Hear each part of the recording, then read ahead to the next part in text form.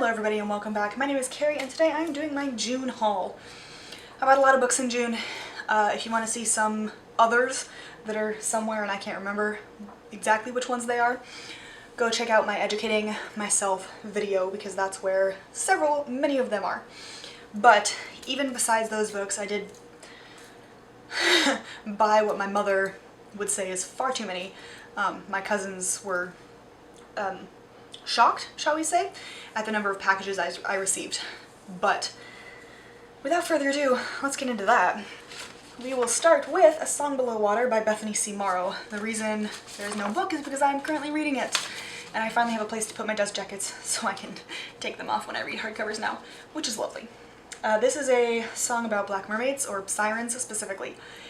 Starts out with a siren, or an alleged siren, getting murdered, and it's not great. Sirens have been historically exclusively black women and now starting to branch out, but there's a lot of overlap between hatred, which is a very strong word, but it seems to fit, for black women and sirens, because all sirens are black women, but not all black women are sirens.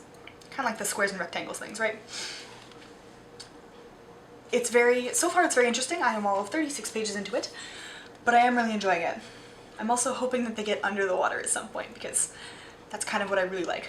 But it is good, it's fun, it has a lot of modern references.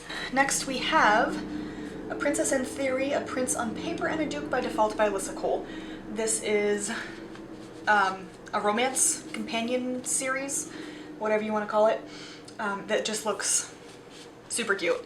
I know I heard about it from Zoe, from Your Book Nerd Zoe's channel.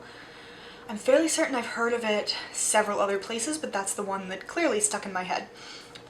But I'm very excited to read these.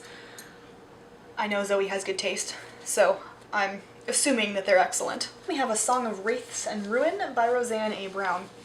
This book has been really blowing up BookTube recently, and I can see why. The cover is fantastic, and then there's a princess who decides she's gonna marry whoever wins this contest to make him king, and then she's gonna kill him.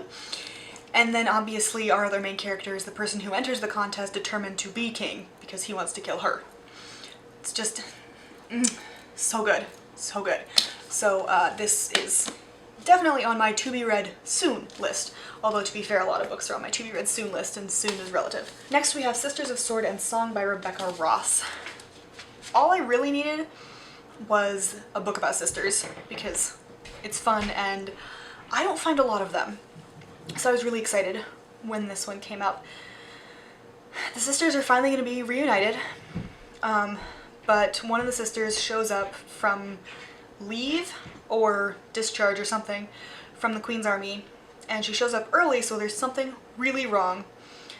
Her life is spared during the trial, but the punishment is super heavy, and so Evadne takes Halcyon's place. And then, you know, things go batshit because why wouldn't they? This just sounds so cool, and also the cover is really pretty. We have Seasons of the Storm by El Cosimano, which really is just basically winter versus spring, and that's all I need because I am very much a winter person. I moved to Minnesota for that. So this sounds fantastic. Again though, pretty cover.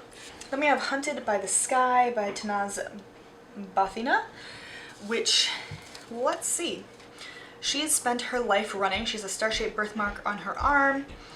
Oh, which is what caused her parents' murder at the hand of the king's soldiers, so she's protecting her own life. She gets taken in and trained in warrior magic and wants revenge. Revenge story, pretty cover. Are you sensing a pattern with the covers? Oh my god. Also, The Bonewitch. I bought the entire trilogy after I read Wicked As You Wish by Rin Chapeko, and may I just say, fan-fucking-tastic. Rin Chapeko, amazing. Absolutely adored Wicked As You Wish. Adored. 5 out of 5, 10 out of 5. Just amazing. And so upon getting halfway through that book and realizing it was just fucking amazing, I needed the rest of her books. I already had The Never Tilting World, although I didn't put it together that it was the same person for some reason. So I proceeded to go out and buy the Bonewitch Trilogy, which I've also heard amazing things about. So I'm gonna read this. Also bought A Blade So Black by L.L. McKinney. I've heard mixed reviews on this, but apparently it's Alice in Wonderland and Buffy the Vampire Slayer, which is an intriguing premise. So we will see how this goes, because I do really like Buffy the Vampire Slayer. Not so much Alice in Wonderland, but we'll see. Then I got the physical copy of Lovely War by Julie Berry. I did listen to this one and thought it was fantastic. So I wanted the physical copy so that I could reread it and catch more, because I'm much more of a visual person than an audio person. Next we have Curse of the Night Witch by Alex Astor, which is, I believe, oh goodness.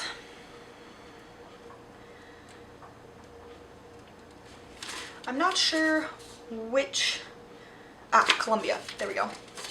I think. It says the author is Colombian, so I'm going to assume, although that could be wrong, Colombian mythology.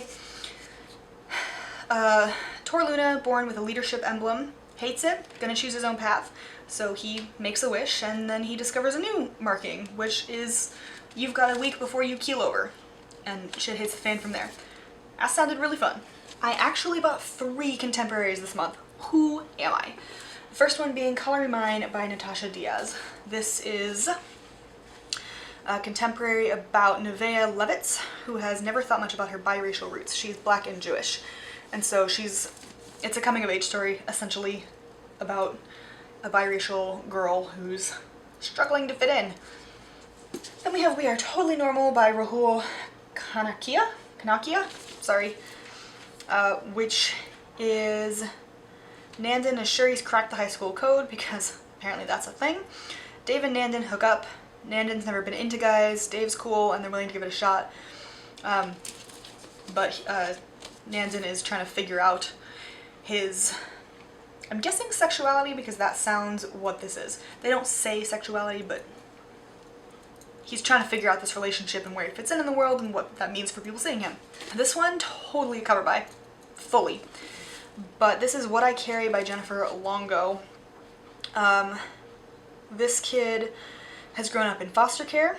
You only pack light because foster care sucks. I've never been in it. This is my interpretation from everything I've seen, but I don't think it's great. And so she's 17 and she meets these 3 people and everything changes. I almost put this one back. I did put this back, and then I went back for it because I needed the cover. And the last one for this is Kingdom of Souls by Rena Barron. The cover looks amazing, the sequel looks fantastic. She is born into a family of witch doctors, wants magic of her own, but can't do it. So she has not tried, oh geez. There's only one thing she hasn't tried. Charlatans in the market trade years of their own lives for a taste of magic without knowing how many each ritual will take. She'll never risk it until the kingdom's children begin to vanish. So this ought to be fantastic. I know, it's a problem. I've got to go on a book buying ban. I can leave the pre-orders that I've got, those are fine, but I need to stop. Because it's a problem. I'm also going to run out of shelf space a lot sooner if I don't. Anyway though, that was my June haul. Too many books, I know. I don't care though. I want the books. I have the money to buy the books. I'm going to support authors by buying the new. So, if you don't like it, I don't care. Bye. So, I know that's a lot of so's in one video. Moving on. That's all I got. Hope you enjoyed. Have you read them? Do you want to read them? Let me know, and I'll see you in my next video. Bye!